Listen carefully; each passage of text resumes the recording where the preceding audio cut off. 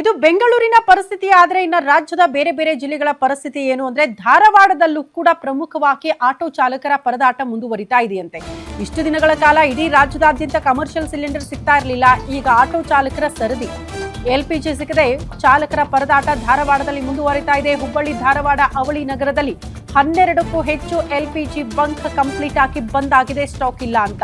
ಹುಬ್ಬಳ್ಳಿ ಧಾರವಾಡ ಅವಳಿ ನಗರದಲ್ಲಿರುವ 21 LPG ಬಂಕ್ಗಳು, LPG gas stock ಇರುವ ಬಂಕ್ಗಳಲ್ಲಿ ದುಪ್ಪಟ್ಟು ದರ ನಿಗದಿ ಮಾಡಲಾಗಿದೆಯಂತೆ. ಎಲ್ಪಿಜಿ ಸಿಗದೆ ಆಟೋ ಚಾಲಕರು ಧಾರವಾಡದಲ್ಲಿ ಪರದಾಡ್ತಿದ್ದಾರೆ. ಇರುವ ಬಂಕ್ಗಳ ಪೈಕಿ 10 ರಿಂದ 12 ಬಂಕ್ ಕಂಪ್ಲೀಟ್ ಆಗಿ ಬಂದ್ ಆಗಿ ಹೋಗಿದೆ, ಸ್ಟಾಕ್ ಇಲ್ಲ ಅಂತ.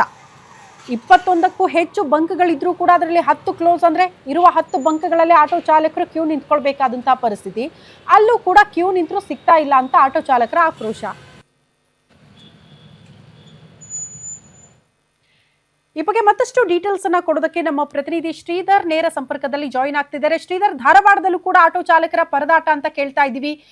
ನಿಜಕ್ಕೂ ಸ್ಟಾಕ್ ಇಲ್ವಾ ಅಥವಾ ಸ್ಟಾಕ್ ಇದ್ದು ಕೂಡ ಕೊಡೋದಕ್ಕೆ ಹಿಂದೆಟ್ ಹಾಕ್ತಿದ್ದಾರಾ ಗ್ಯಾಸ್ ಸ್ಟೇಷನ್ ಅವರು, ಹೇಗೆ ಅಂತ?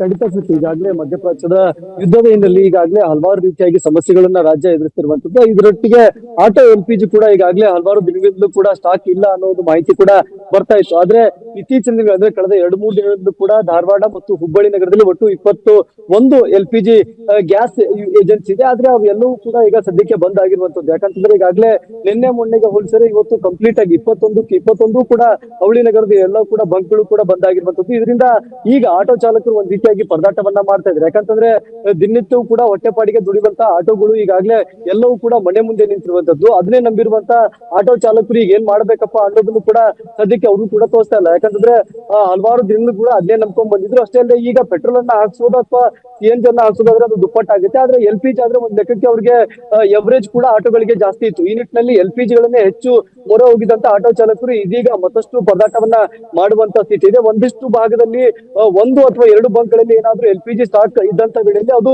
ದುಪ್ಪಟ್ಟು ಹಣವನ್ನ ಸುಲಿಗೆ ಮಾಡುವಂತ ಎಲ್ಲ ರೀತಿಯ ವ್ಯವಸ್ಥೆಯನ್ನ ಮಾಡ್ಕೊಂಡಿದ್ರೆ ಅವು ಕೂಡ ಈಗ ಬಂದ್ ಆಗಿರುವಂತ ಹಿನ್ನೆಲೆಯಲ್ಲಿ ದುಡ್ಡು ಕೊಟ್ಟರು ಕೂಡ LPG ಸಿಗ್ತಾ ಇಲ್ಲ. ಹೀಗಾಗಿ ಆಟೋ ಚಾಲಕರು ಒಂದ್ ರೀತಿಯಾಗಿ ತಮ್ಮ ಮನೆ ಅಥವಾ ಬಂಕ್ಗಳ ಮುಂದೆ ಆಟೋಗಳನ್ನು ತಂದು ನಿಲ್ಲಿಸುವಂತ ಪರಿಸ್ಥಿತಿ ಈಗ ಎದುರಾಗಿರುವಂತದ್ದು. ಶ್ರುತಿ. ಓಕೆ ಶ್ರೀಧರ್, ಧನ್ಯವಾದಗಳು ತಮ್ಮೆಲ್ಲ ಮಾಹಿತಿಗೆ.